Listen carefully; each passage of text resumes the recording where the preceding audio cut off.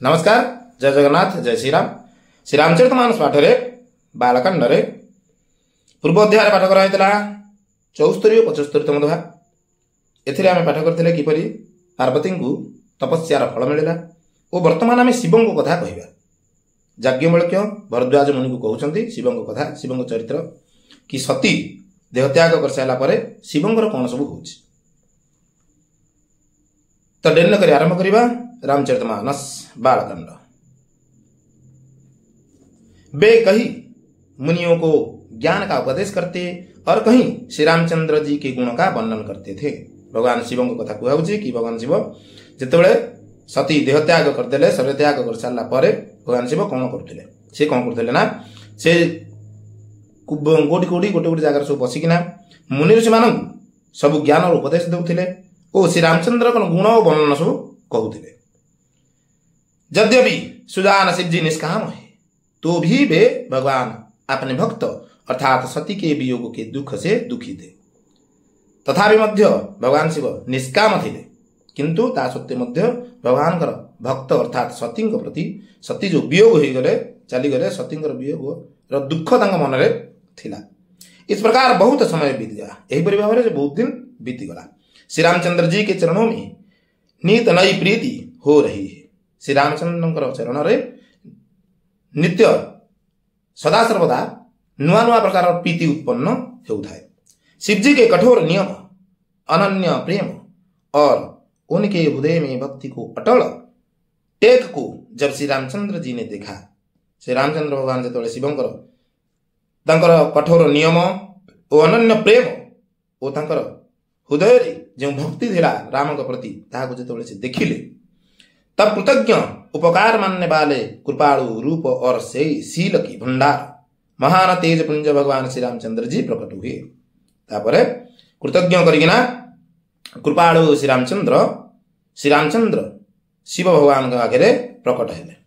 उन्होंने बहुत तरह से शिव जी की सराहना की और कहा कि आपके बिना ऐसा कठिन व्रत कौन निभा कर सकता है।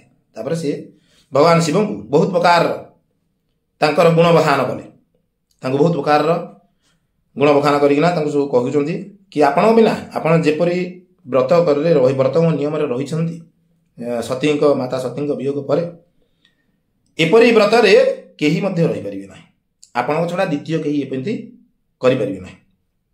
श्री रामचंद्र जी ने बहुत प्रकार से शिव जी को समझाया। श्री रामचंद्र शिवं को बहुत प्रकार बुझाबुझी कले और पार्वती जी का जन्म सुनाया। वो माता पार्वती जन्म वृत्तांत सब सुनेले। कृपा के भंडार श्री रामचंद्र जी ने विस्तार पूर्वक पार्वती जी की अत्यंत पवित्र करनी का वर्णन किया।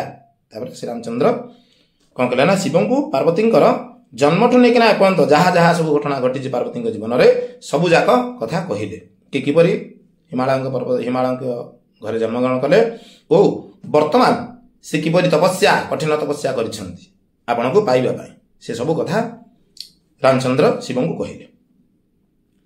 76तम दोहा। ए अब विनती मम सुनहु शिव जियो मो पर निज नेहु, जियो मो पर निज नेहु जाई विवाह शैल जही, यह मोहि मांगे देहु सियावर रामचंद्र की जय। फिर उन्होंने शिव जी से कहा, हे शिव जी, यदि मुझ पर आपका स्नेह है तो अब आप मेरी विनती सुनिए। तापरे रामचंद्र कहउछंती शिवं को कि जदि आपणकर मो प्रति टिके भी स्नेह श्रद्धा अच्छी तो आपण मो कथा को मानंतु, मो कथा को सुनंतु और मानंतु। मुझे यह मांगे दीजिए कि आप जाकर पार्वती के साथ विवाह कर लें। तब मते गोटे कथा दियंतु कि आपण जाइना पार्वती को विवाह करिवे बोली। शिव जी ने कहा, यद्यपि ऐसा उचित नहीं है परंतु स्वामी की बात भी मेटी नहीं जा सकती।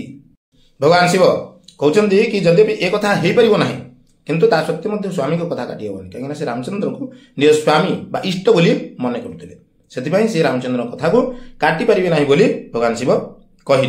हे नाथ, मेरा यही परम धर्म है कि मैं आपकी आज्ञा को सिर पर रखकर उसका पालन करूं। तापरे शिव कहउछंती रामचंद्र को कि हे नाथ, आ मोर तो यह परम धर्म अटे कि मु आपन को कथा को शिरोधार्य करकिना रखिके ता पालन करिए बोली। माता पिता गुरु और स्वामी की बात को बिना ही विचारे शुभ समझकर करना अर्थात मानना चाहिए। बापा माँ स्वामी गुरु एमान कथा को केबे हेले विचार विमर्श न करिकिना सदा सर्वदा शुभ बोली विचार करिकिना या शिरोधार्य करिया कथा तांको कथा को पालन करिया कथा। आप तो सब प्रकार से मेरे हितकारी है, हे नाथ आपकी आज्ञा मेरे सिर पर है। तापरे शिव भगवान कहउछन राम को कि आपण तो मोर सब प्रकार हितकारी अटंती ओ आपण को आज्ञा को मु मुंड ऊपर धारण करके रखिली। शिव जी की भक्ति ज्ञान और धर्म से युक्त वचन रचना सुनकर प्रभु रामचंद्र जी संतुष्ट हो गए। शिवंकर भक्ति ज्ञान ओ धर्म मिशा वाणी को सुनिकिना प्रभु रामचंद्र पूरा खुशी हो गए। प्रभु ने कहा, हे हर आपकी प्रतिज्ञा पूरी हो गई, अब हमने जो कहा है उसे हृदय में रखना। तब रामचंद्र कहते कि आपण एबे आपण प्रतिज्ञा पूरा है, एबे मु जो कथा कहली ताकू हृदय रे धारण करंतु। इस प्रकार कहकर श्री रामचंद्र जी अंतर्ध्यान हो गए। एक कह ना श्री रामचंद्र भगवान अंतर्ध्यान हो गए। श्री शिव जी ने उनके वह मूर्ति अपने हृदय में रख ली। तापर शिव भगवान कौन कले ना रामचंद्र जो रूप रे आसी प्रकट होते शिव सामना से रूप को हृदय रे धारण करदे। उसी समय सप्तर्षि शिव जी के पास आए। से समय रे सप्त ऋषि शिव पाख को आसिले। प्रभु महादेव जी ने उनसे अत्यंत सुहावने वचन कहे। तापरे शिव भगवान अर्थात महादेव से सप्तर्षि को खुशी कथा कहउछंती। कौन कहउछंती शुणंतु। ए पार्वते पहि जाई तुम प्रेम परीक्षा लेहु, प्रेम परीक्षा लेहु, गिरि प्रेरे पठएहु भवन, दूरी करेहु संदेहु, सियावर रामचंद्र की जय जय। 77तम दोहा। आप लोग पार्वती के पास जाकर उनके प्रेम की परीक्षा लीजिए। एक कथा आगुरी भी कथा ही जाइए। ब्रह्मा पार्वती को कही देइछंती कि आपण पाखक जतबेले सप्तर्षि आसीबे तो आपण जान जिवे जे कथा सत्य होला बोली शिव विवाह करिवे। से सही कथा एबे घटियो को जाउछि।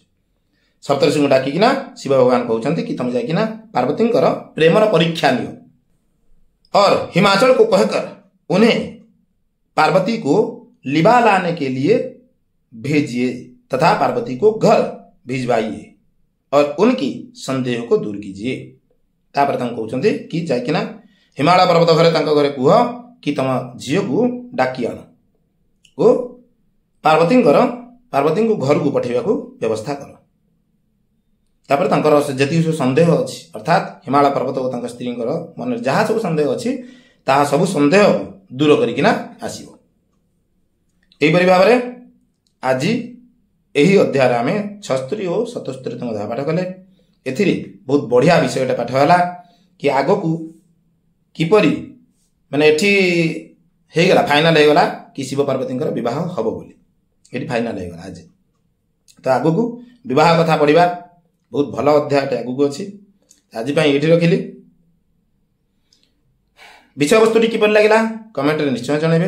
रहिले जय जगन्नाथ जय श्री राम।